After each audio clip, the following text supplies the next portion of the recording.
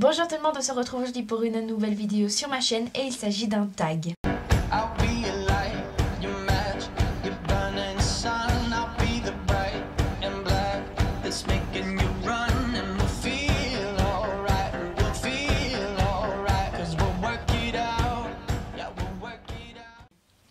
Adrien, enfin j'ai fait ce tag, enfin je suis en train de le faire, n'est-ce pas?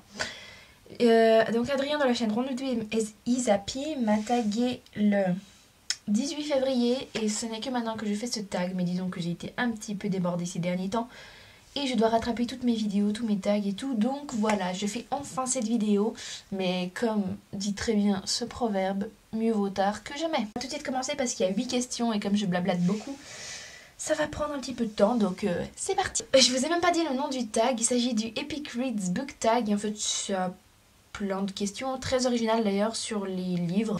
Première question, si tu pouvais inviter un auteur et l'un de ses personnages à boire un café, lequel choisirais-tu? J'ai longtemps hésité entre deux livres. Le premier c'était La sélection de Kirakas, donc j'aurais adoré rencontrer Kirakas et boire un café avec Maxon.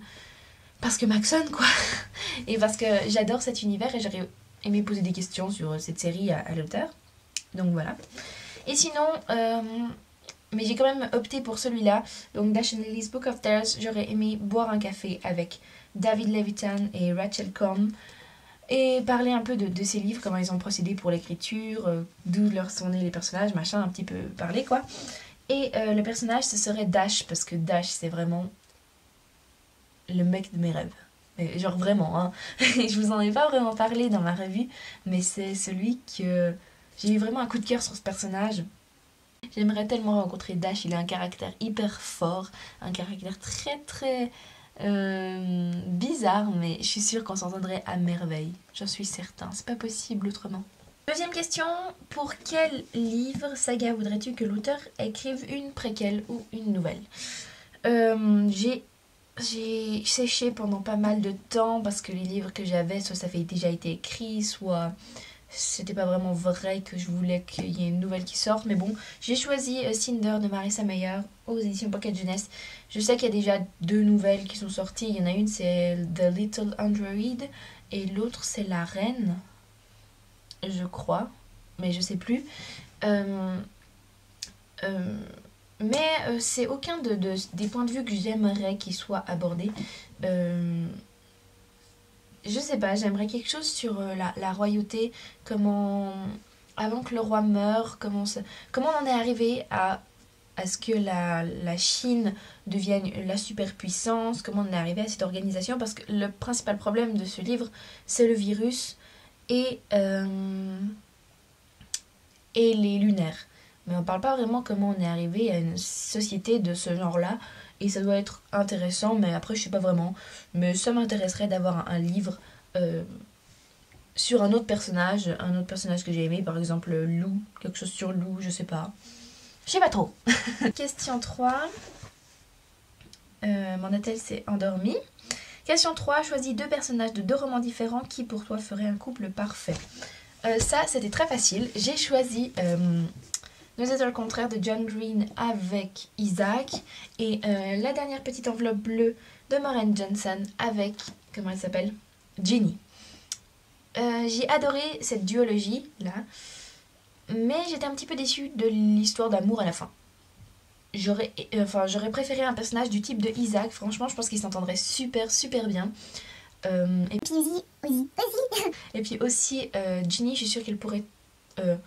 très bien consoler Isaac de sa perte de sa copine, que je sais plus comment elle s'appelle, mais voilà, je pense qu'ils iraient très bien ensemble et ça aurait été vraiment merveilleux si si Ginny aurait rencontré un Isaac et si un Isaac aurait rencontré une Ginny après sa rupture avec la Miss, que je ne sais plus comment elle s'appelle. Voilà. Question 4. Si un jour tu rencontrais par hasard ton auteur favori dans un lieu public, qui serait-il et que lui dirais-tu? J'ai loupé cette question-là, ou bien? Non. Donc j'ai choisi Suzanne Collins, mais je ne me souviens plus pourquoi.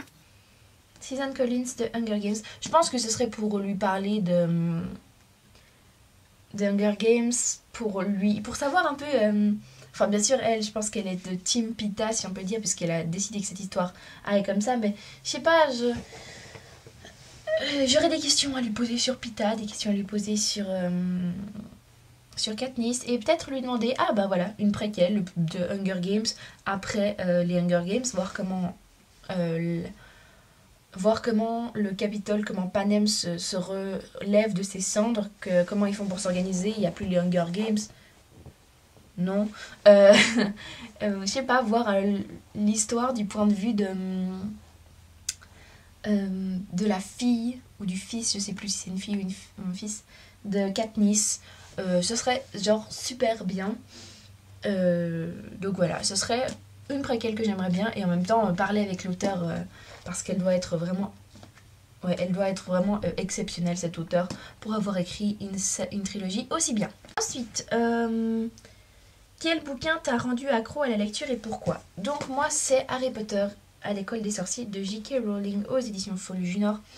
Donc, en fait, la petite histoire, j'avais peut-être 10 ans, je sais plus, je détestais lire avant. Et puis ma meilleure copine a décidé à la récré de commencer à lire Harry Potter. Du coup, à la récré, moi j'attendais sur le banc, puis elle lisait Harry Potter. Du coup, je faisais quoi? Rien. Et puis elle m'a dit, hey, ça te dirait qu'on lise Harry Potter ensemble? Du coup, elle m'avait pris ses Harry Potter, j'avais commencé à lire ses livres, et on s'était assis sur un banc et commençait à lire le livre ensemble, quoi. Les filles complètement accro à la lecture.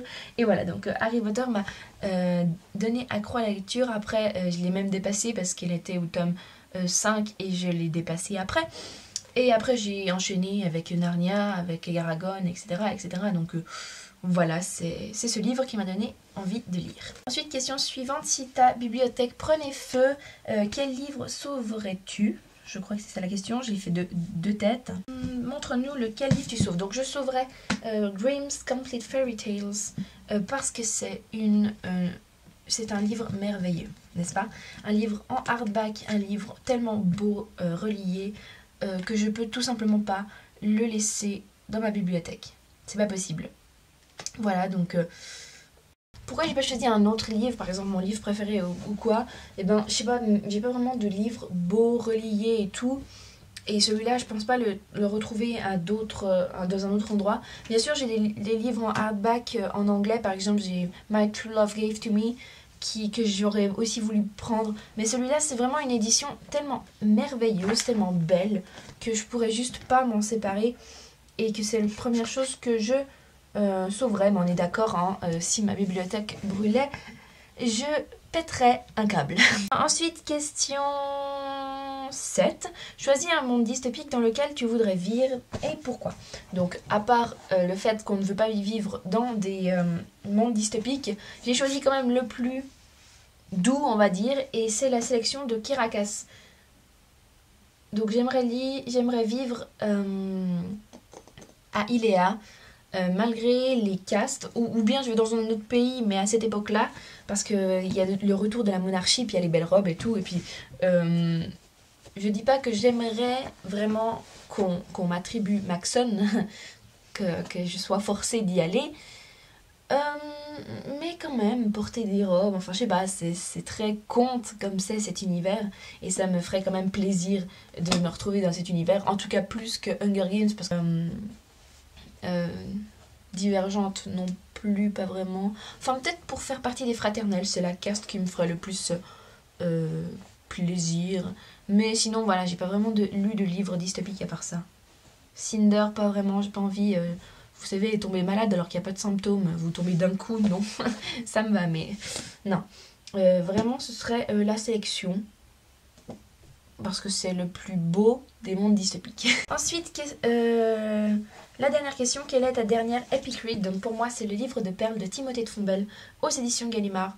Je vous l'avais dit dans le tea time, ça a été un coup de cœur, tellement les étincelles dans les yeux, que c'est celle-là mon epic read.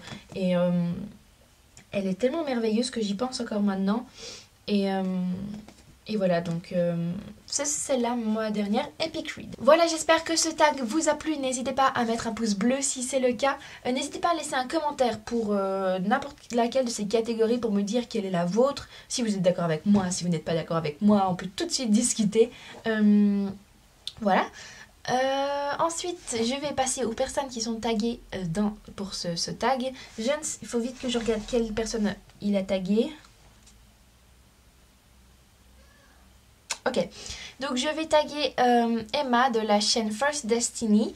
Je sais pas si je t'ai tagué dans un dernier tag, mais si c'est le cas, désolée de taguer beaucoup de gens. Sinon, je vais taguer Cassandra de la chaîne... je vais y arriver. Les livresqueries du bonbon. Ensuite, je vais taguer Alix de la chaîne Alix Read, parce qu'elle n'est pas dans les personnes taguées. Je sais pas, Wairo, enfin Max, si tu as fait tous mes tags, mais on va te rajouter aussi. Voilà. Voilà, donc c'est tout. On se retrouve très bientôt. J'ai plus de batterie. Au revoir. Au revoir. I got my mind made up and I can't let go. I'm killing